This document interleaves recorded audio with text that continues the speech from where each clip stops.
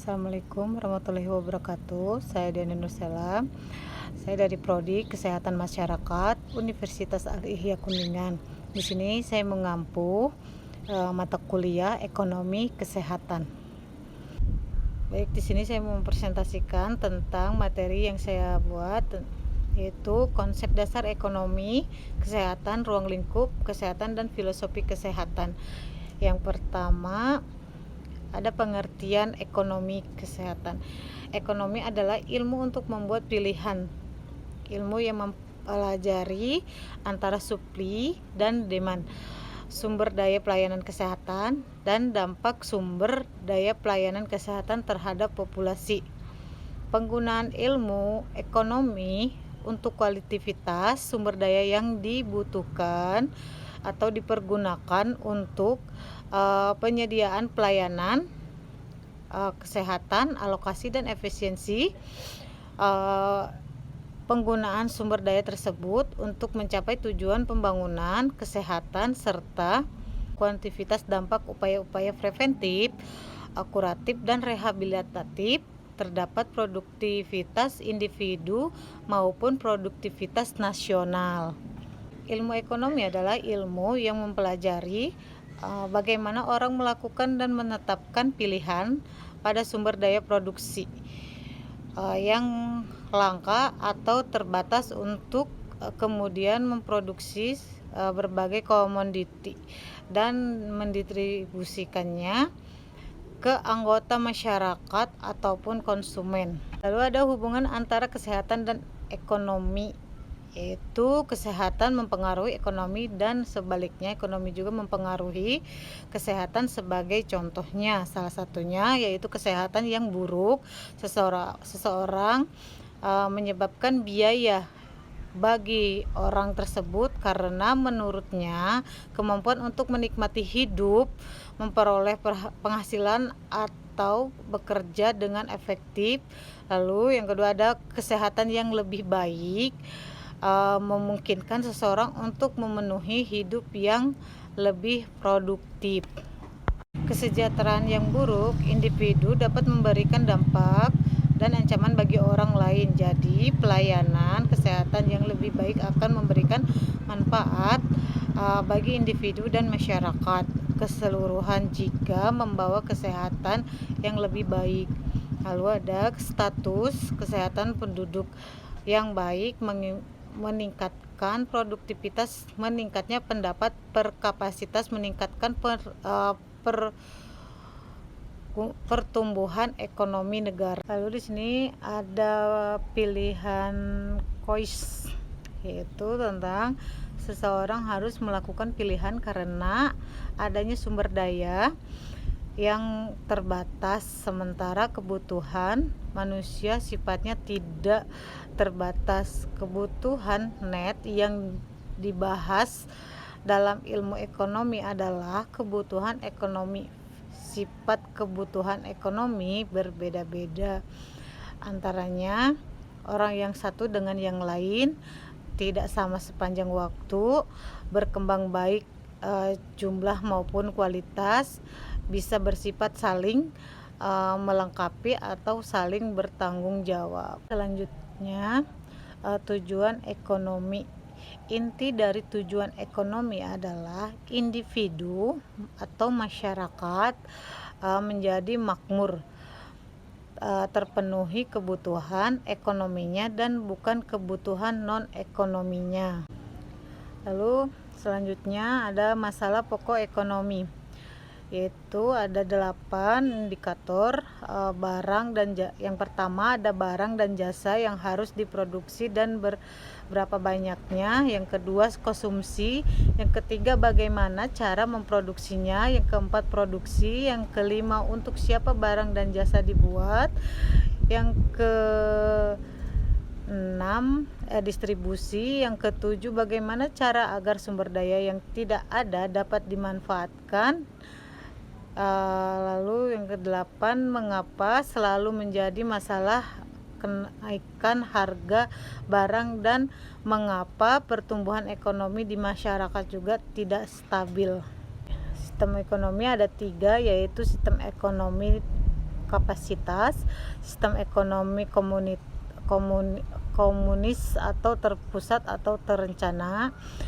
Yang ketiga ada sistem ekonomi sosialis demokrasi atau campuran.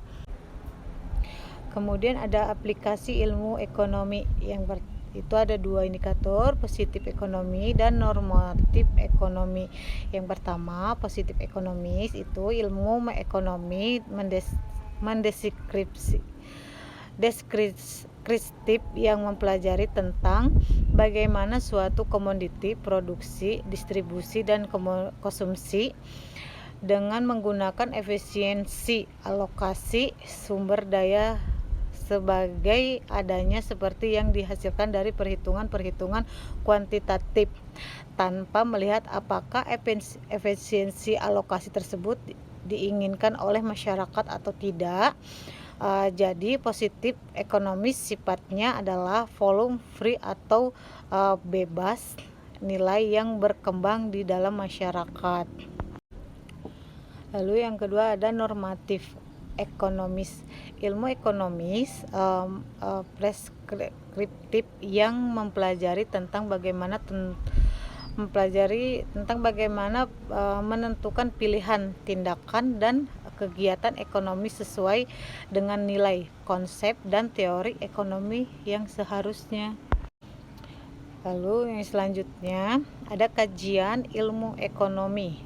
Meski ruang lingkup ilmu ekonomi sangat luas, namun secara garis besar teori ekonomi dibagi 2, yaitu teori mikroekonomi dan teori makroekonomi.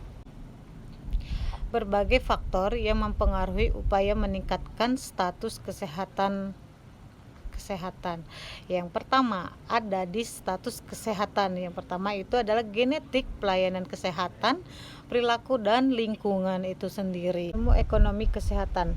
Baik, ilmu ekonomi kesehatan adalah penerapan ilmu ekonomi dan upaya kesehatan dan faktor-faktor yang mempengaruhi kesehatan untuk mencapai derajat kesehatan optimal agar ada 3 kata kunci dan dalam definisi tersebut. Yang pertama itu ilmu ekonomi positif dan normatif. Yang kedua, upaya kesehatan dan faktor-faktor yang mempengaruhi upaya kesehatan meliputinya seperti upaya promotif, preventif, kuratif, dan rehabilitatif. Faktor yang mempengaruhinya seperti faktor genetik, faktor perilaku, faktor lingkungan, contohnya seperti fisik, biologis, Ipoleks, dan Sosbud. Dan yang ketiga, derajat kesehatan yang optimal menurut WHO. Derajat kesehatan optimal adalah keadaan sejahtera. Yang ketiga, derajat kesehatan yang optimal menurut WHO. Derajat kesehatan optimal adalah keadaan sehat jasmani, rohani, dan sosial sehingga seseorang dapat menikmati hidupnya secara produktif. Ilmu ekonomi membahas tentang 1. Alokasi sumber daya pada kegiatan peningkatan kesehatan. Kedua, jumlah penggunaan sumber di bidang kesehatan. Yang ketiga, pengorganisasian dan pendanaan institusi kesehatan. Yang keempat, efisiensi alokasi sumber daya dan penggunaan untuk tujuan-tujuan kesehatan. Yang kelima, dampak terhadap pelayanan kesehatan preventif, kuratif, dan rehabilitatif individu maupun masyarakat. Selanjutnya yaitu tentang ruang lingkup ekonomi kesehatan, yaitu ada 3 indikator. Yang pertama ada konsumsi, yang kedua ada pemerintah, ketiga provider atau publik privat, termasuk profesional investor. Baik, selanjutnya tentang filosofi kesehatan. Itu yang pertama, kesehatan adalah hak asasi semua, bahwa kesehatan adalah hak asasi setiap manusia. Sudah menjadi kesepakatan umum seperti yang dinyatakan dalam Health for All 2000 yang dinyatakan oleh WHO Generval 1977. Dengan demikian, Health for All adalah keadaan normatif yang menjadi tujuan upaya kesehatan. Lalu yang kedua, pemerataan equity adalah tujuan operasional upaya kesehatan di mana pemerataan pelayanan kesehatan dilaksanakan. Ini berarti kriteria efisiensi dan efektivitas yang merupakan parameter penting dalam ekonomi, senantiasa diwarnai oleh pertimbangan equity. Lalu yang ketiga, motivasi non-profit dalam pelayanan kesehatan boleh jadi ada pengumpulan keuntungan, akan tetapi keuntungan tersebut dimanfaatkan kembali untuk pengembangan dan peningkatan upaya kesehatan. Selanjutnya ada ciri khusus sektor kesehatan, yaitu ada 9 indikator. Yang pertama, kejadian penyakit tidak terduga, consumer ignorance. Yang ketiga, sehat dan pelayanan kesehatan sebagai hak. Yang keempat, eksternalitas. Yang kelima, motif dan profit. Yang keenam, padat karya. Yang ketujuh, mix outputs. Yang kedelapan, upaya kesehatan sebagai konsumsi dan intervensi. Yang kesembilan, restriksi berkompetensi. Lalu selanjutnya, metode evaluasi ekonomi di bidang kesehatan. Yang dimaksud dengan evaluasi ekonomi adalah suatu aktivitas yang berkaitan dengan satu, input dan sekaligus output atau cost dan konsekuensi. Yang kedua, memperhatikan masalah pilihan cost, mengingat sumber daya itu terbatas sehingga tidak mungkin untuk dapat memproduksi semua output karena pemilihan harus dilakukan. Lalu ada 4 langkah yang harus dilakukan dalam mengerjakan evaluasi ekonomi. Yang pertama ada identifikasi, mengukur, menilai, dan membandingkan. Ada 2 ciri pokok evaluasi ekonomi, yaitu membandingkan 2 pilihan atau lebih. Yang kedua, menghitung biaya maupun hasilnya. Lalu ada sumbangan ekonomi terhadap bidang kesehatan, yaitu ada tercapainya efisiensi, efektivitas, optimalitas dari alokasi, mobilitas, dan utilisasi sumber daya kesehatan. Baik, itu saja yang bisa dapat saya sampaikan. Kurang lebihnya saya mohon maaf.